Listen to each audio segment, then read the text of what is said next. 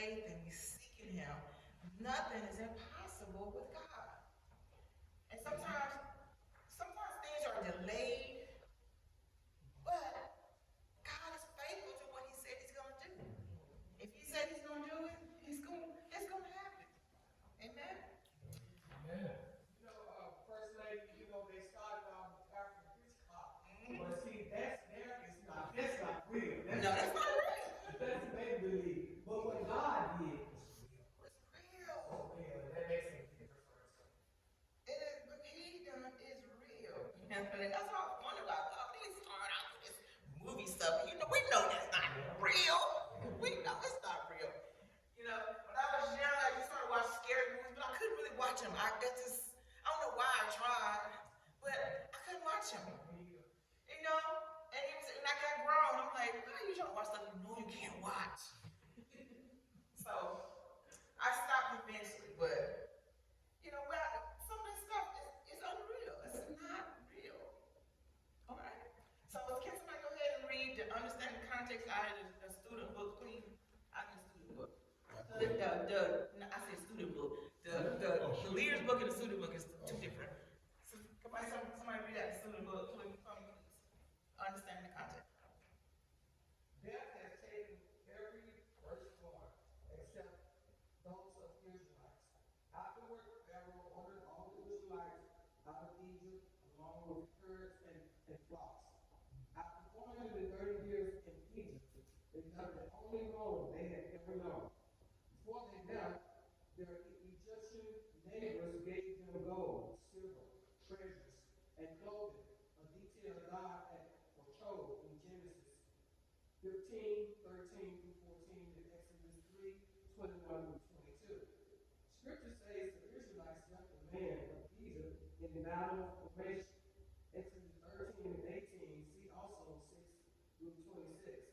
Although the terminology can apply to a troop formation, the emphasis here is an orderly exit and opposed to a frenzy fleeing mob. The Israelites who had lived as slaves for generations had no equipment or training for military conflict or conquest. What they did have was dignity,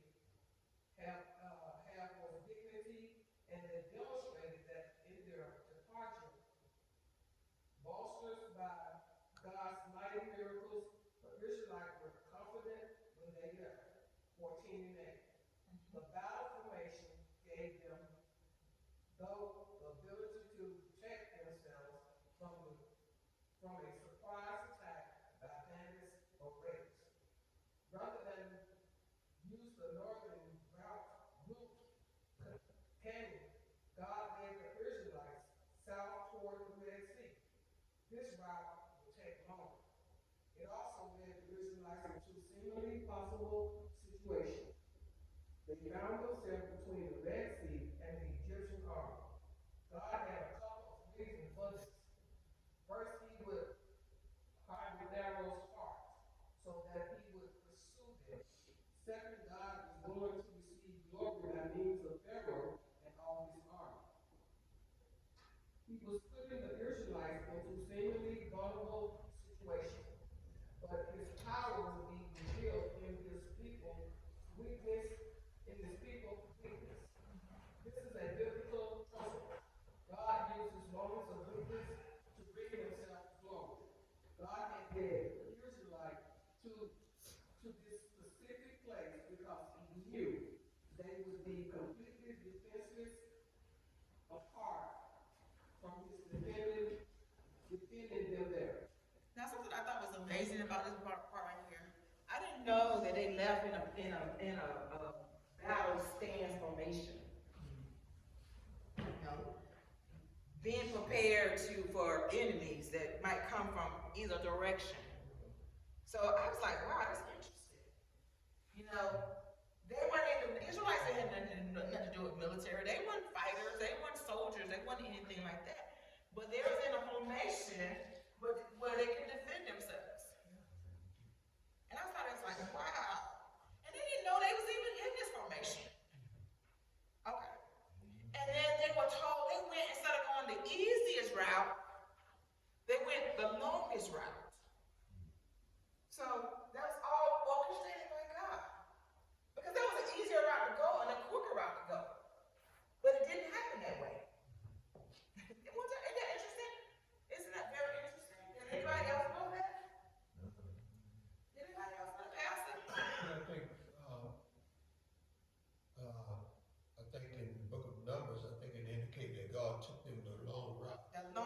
route. himself and led them.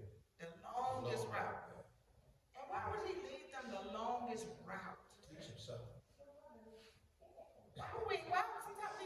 Sometimes we like shortcuts, right? We like the easy way to make things happen. And that's just our nature. Who don't want it easy than hard? Who wants to do it the hard way? I thought about it. I said, wow, Lord.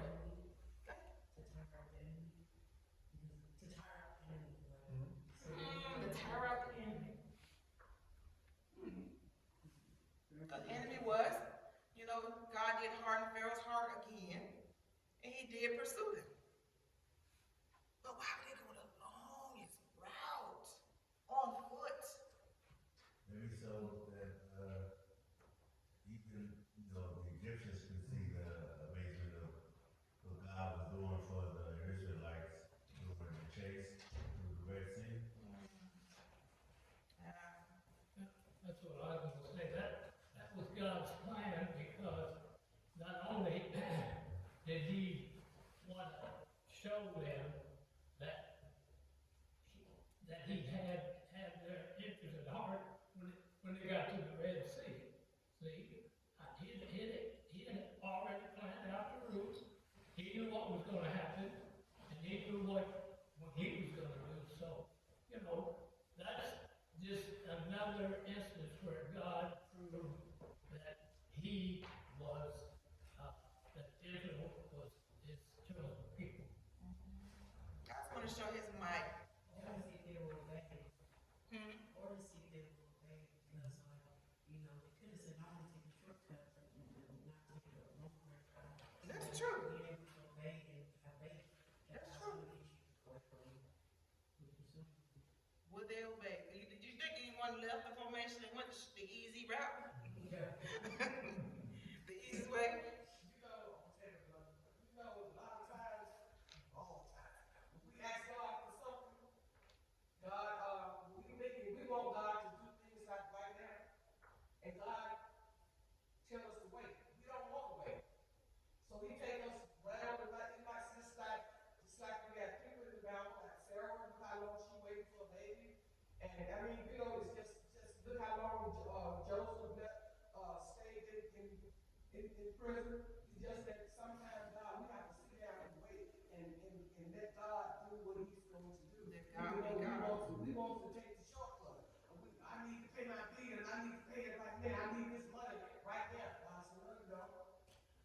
I'm going to give it to you, but you got to wait on it.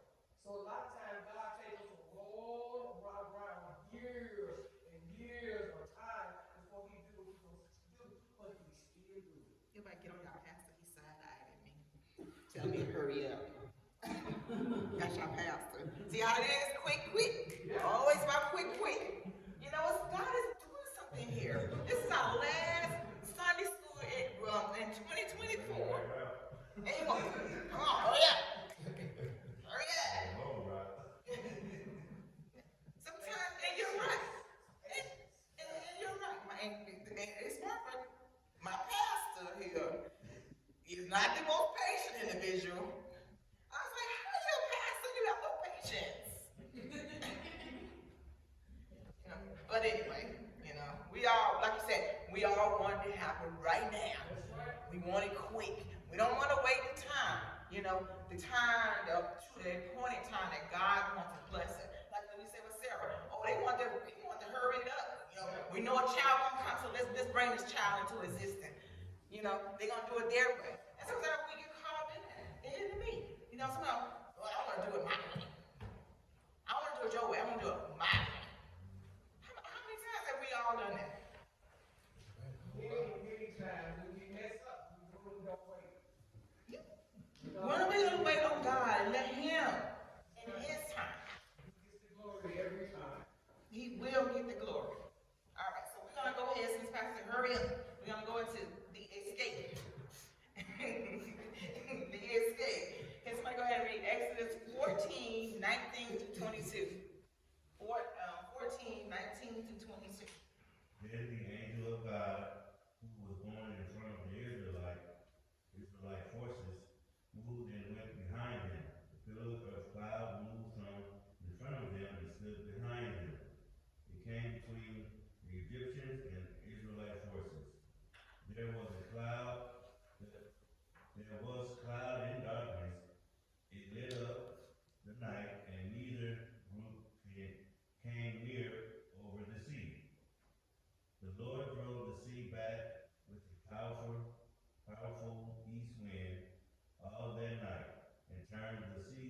dry land.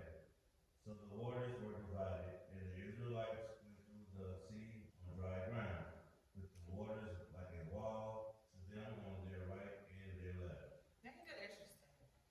Now you got the Egyptians to your rear, and you got the Red Sea in front of you, and you really have nowhere else to go.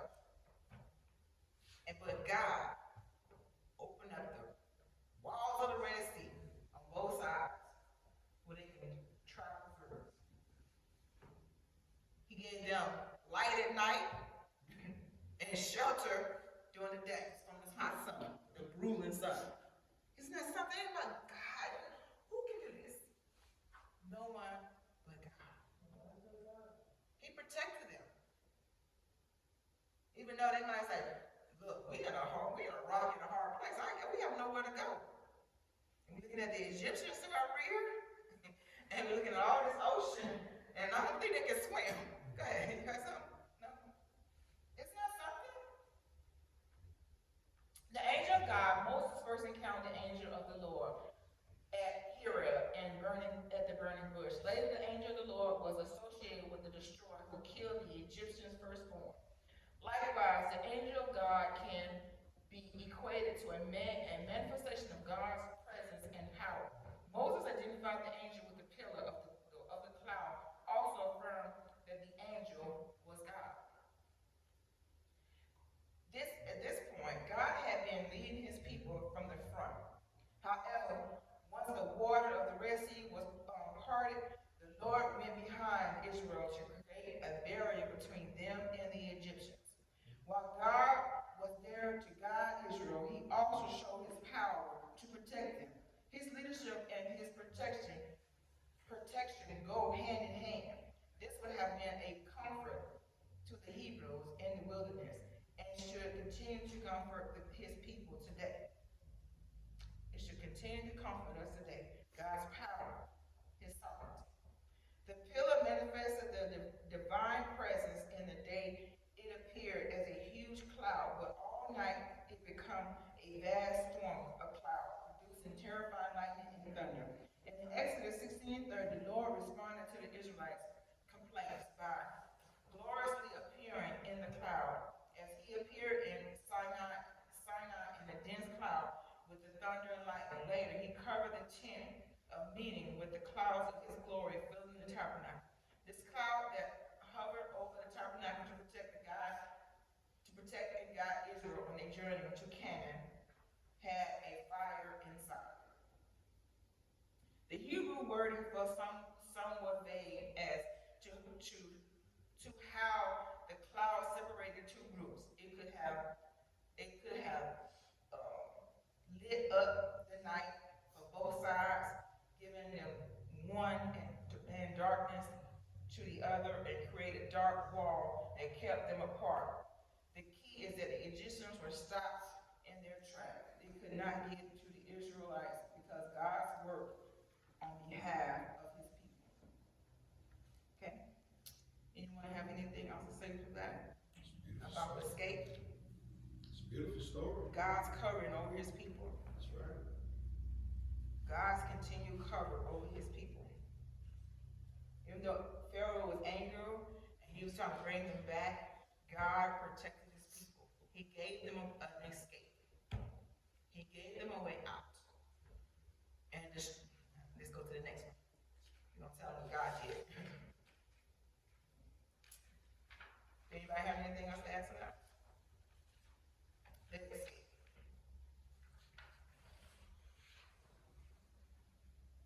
Okay, when have you seen God make a way when it seemed like he had no way? When have you seen God make a way when it seems like you had no way?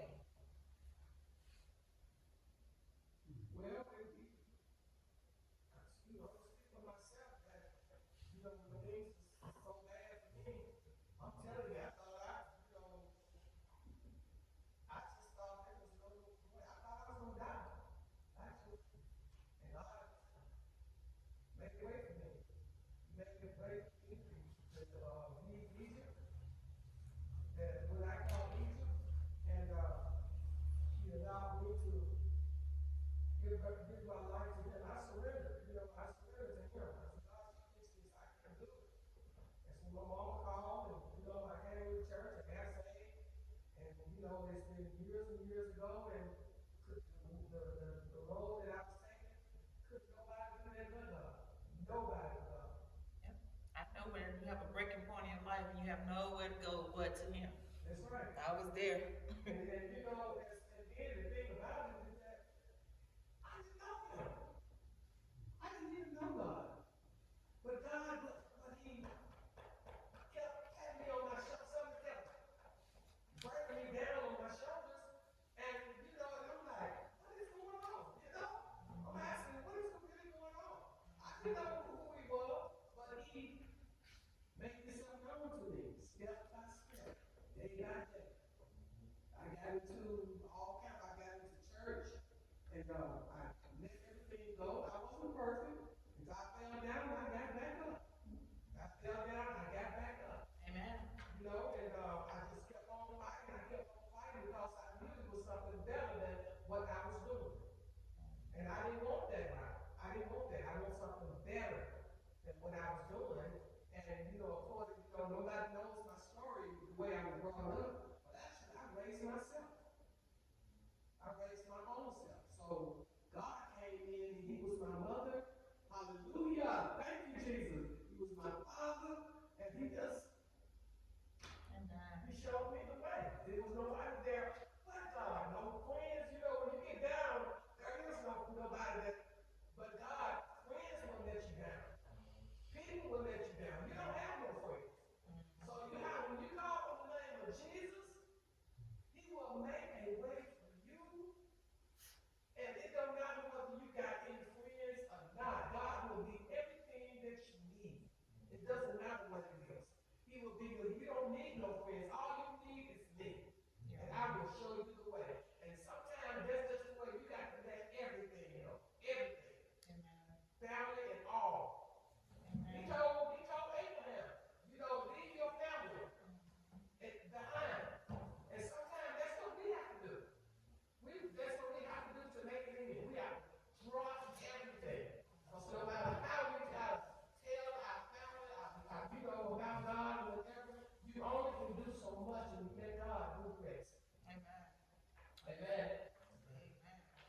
All right. Anybody else have anything to ask, or can we go ahead into defeat? Is it okay? Move on. Okay, can somebody go ahead and read the feed from Exodus 14:23 to 28? Defeat. The defeat. The Egyptians set out in pursuit, all Pharaoh's horses, his chariots, and his horsemen, and went into the sea after them. During the morning watch, the Lord looked down at the Egyptian forces from the pillar of fire and cloud, and threw the Egyptian forces into confusion. He caused their chariots' wheels to swerve and made them drive with difficulty. Let's get away from Israel, the Egyptians said, because the Lord is fighting for them against Egypt. Then the Lord said to Moses, stretch out your hand over the sea, so that the water may come back on the Egyptians and their chariots and horsemen. So Moses stretched out his hand over the sea, and at daybreak the sea returned to its normal depth. While the Egyptians were trying to escape from it, the Lord threw them into the sea. The water came back and covered the chariots and horsemen, plus the entire army of Pharaoh had gone after them into the sea. Not even one of them survived. Nobody will know it. Right. The great defeat. Pharaoh's heart was so hard, he chased after them in the area. He knows that common sense would tell you, look, something's going on here. Something's going on. Maybe I shouldn't go that route. But they went it anyway. And they said the wheels on the chariot started wobbling, and he said, okay, they started getting, something going on here, because the Lord must be helping them, because, something's going on. We can't even really move. We can't even pursue them. Sometimes your heart is so hardened against things in life, because your life has gotten so hard. But we have to trust God in everything. We have to trust Him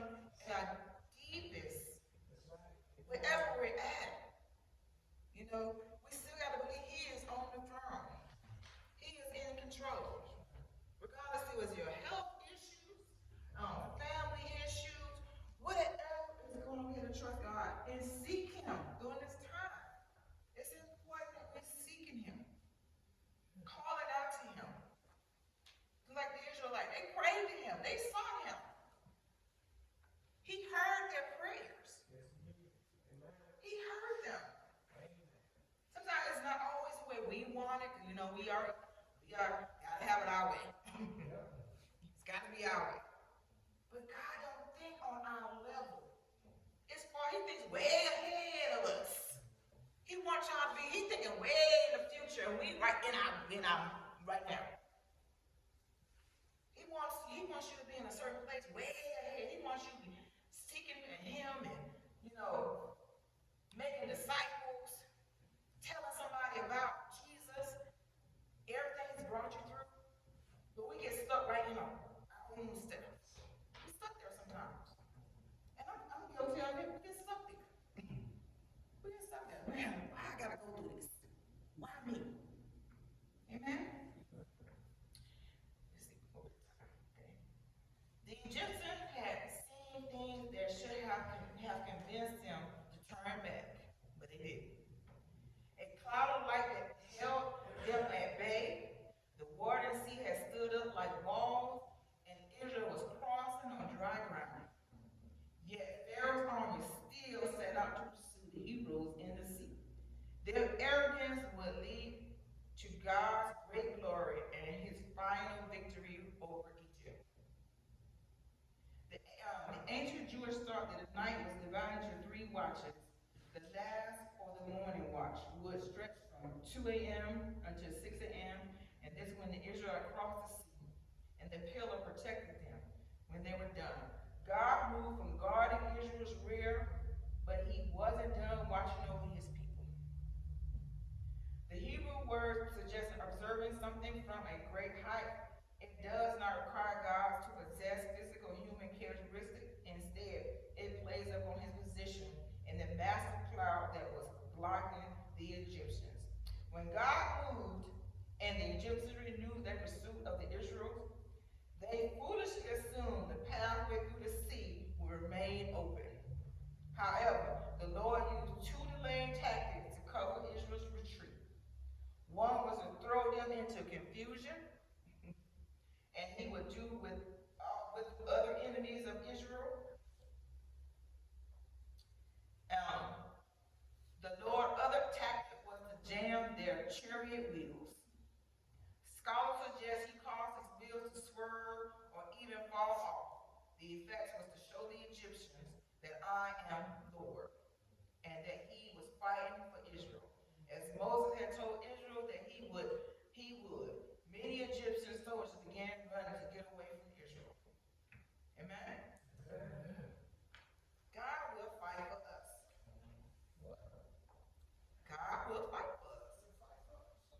Yes. As He fought for you. Yes, ma'am. Amen. All right. Anyone has anything, a question or anything want to add to that? I mean, that's something to really think about. The Lord will fight for us. Yeah, I mean, He fought for Israel. If you study the Old Testament, you see God as a man of war. He told Joshua, when you go in there, kill everything in there. And this is in Joshua chapter 7. And what happened is some of the people took on some of the curse thing that God told them to get rid of. And so they lost that battle. And so Joshua began to seek the Lord, find out why they lost. And God told him exactly what happened is that the people disobeyed. They took on something that was already a curse. And so I mean that He's Jehovah Sabaoth. I mean the Lord of hosts, the Lord of war. And actually, you look at the scriptures, man, in the book of Revelation. After the rapture, the church is already in heaven, but when He comes back, He's not coming back as Jesus in the manger, the sweet Jesus. He's coming back as a warrior. Okay?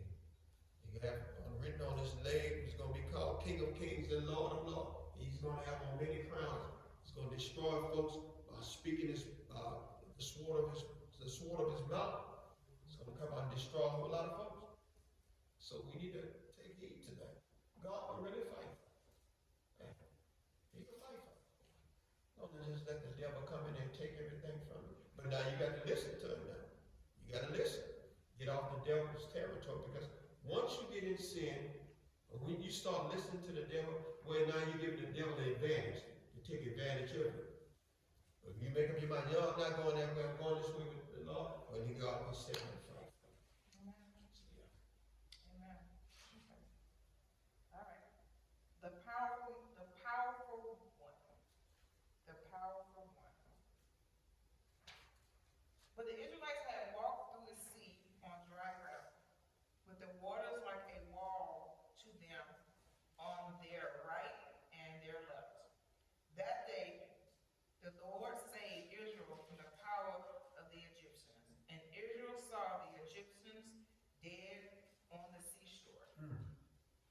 When Israel saw the great power that the Lord used against the Egyptians, the people feared the Lord and believed in him and in his servant Moses. Okay? The powerful one. How powerful our God is. That he hears your prayers and he fights for us. As he saved Israel, he will save you. For whatever issue or whatever situation you need, he is a saving God. The phrase repeated from verse 22 to show how the walls of the water that God had built to protect Israel were the same ones he used to destroy the Egyptians. The sea was clearly a deep body of water. Passing between those walls must have terrified for both Israel and Egyptians. No one but the Lord can build a wall out of nothing but water. Similarly, the day of the Lord will be the time of judgment of those who have rejected Christ, but it would bring vindication and blessing to those who have welcomed him into their lives and become God's children. The Hebrew word for power here can be also translated hand. It can be used in a positive context to mean rescue, guide, and provide or help. However, in regard to Egypt, it was used negatively, referring to capturing, enslaving, oppressing, or controlling. For centuries, Egypt was a dominant power in the ancient world, but the Lord's plan was to judge Egypt for the adultery and to demonstrate his superior power over Egypt and their false gods. Okay?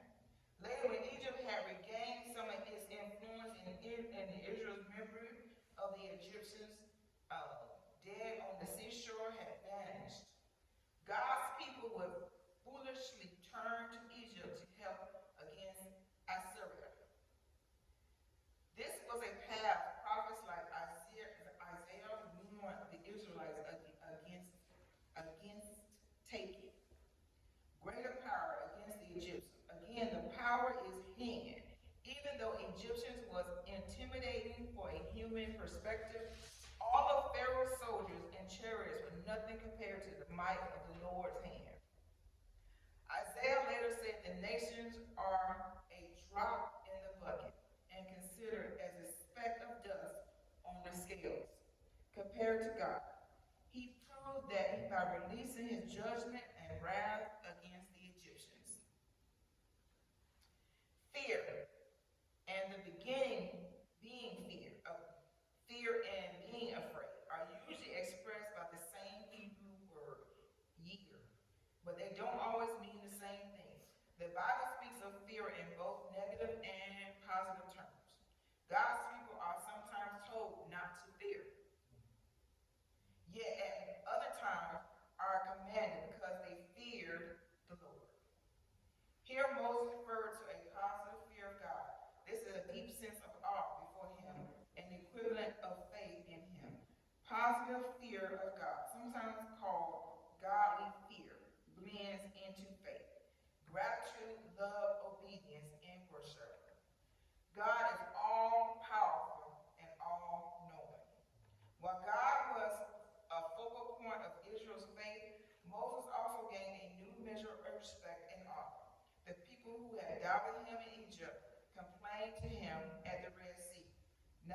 held Moses in high regard.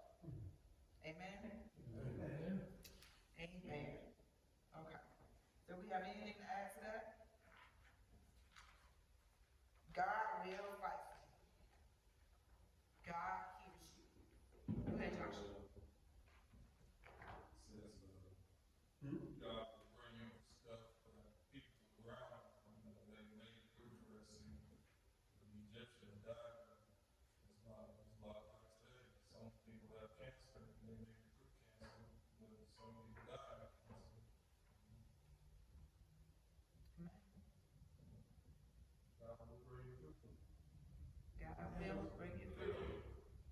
We have to believe God for every situation, not just believe in Him, just for Him to heal us and then go back to not serving Him.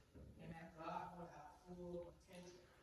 So, God wants you to walk with Him daily, not just because something's going on in your life.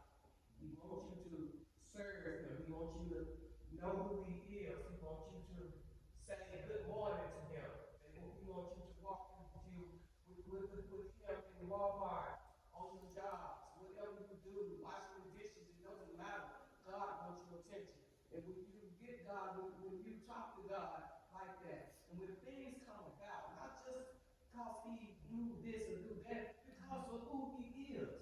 And when you do that, God will always make a way. He will always open doors and spread the Red Sea for you. And I just can go on and on, just like when I got that card. It might not mean nothing to nobody else, but God slid in there and He sliced that payment just to meet my needs. And I thank Him for that. And He shows me, He taught me how to pay my bill. He taught me how to save, how to pay this and pay that. And He just teaches me. I asked Him, and I'm like, sometimes I be like, man, I paid all the bills, I still got money, and people like this and God. Sometimes I don't even know what's going on, but I just say, God, I thank you. God, I thank you. So, when you pay attention to God and what He's doing, and it don't mean that you know better than anybody else, but you are running the race. You are And so God right. knows that. God knows that. I remember so frankly when I was starting off and like dedicating my life back to Christ, and I started going to church. I was faithful. It's a big step. Start tithing. That's another step. That first you get saved, and then that's another. When you give your money, that's another step. So when I started giving my money, because what, I was always short. I don't know how, why. I had the same bill, the same thing going on. But when I started tithing, I had more money. And I couldn't even understand it. I had the same bills. I couldn't even understand it. So I felt so thrilled about it. I gotta do more. I gotta do this. And I had no problem giving after that. God opened up doors for me, even in my finances. And then I didn't mind giving. Blessing my past, I didn't mind doing it. Because you know what? I had it. So, even your finances, raising your kids, how Lord, I sung Him to start raising my kids because I just didn't know. I was just going through some things with my children. I had a teenager, one of them, and she was like, "Ooh, Lord," but now she's the sweetest pie. She understands. She's like, "Mama, I understand now." But when we was going through some things, I had to seek the Lord by my children because I was like, "Lord, I don't want to, because I'm not." I'm like some hands and it's nothing, but God delivered us from that time. They'll tell you. She was serious. My mama had me like serious. I had her like this, but God, when she apologized, like, Mom, I understand now. I do understand. But God will change it. Whatever you're going through, God will change it. Yes, He will.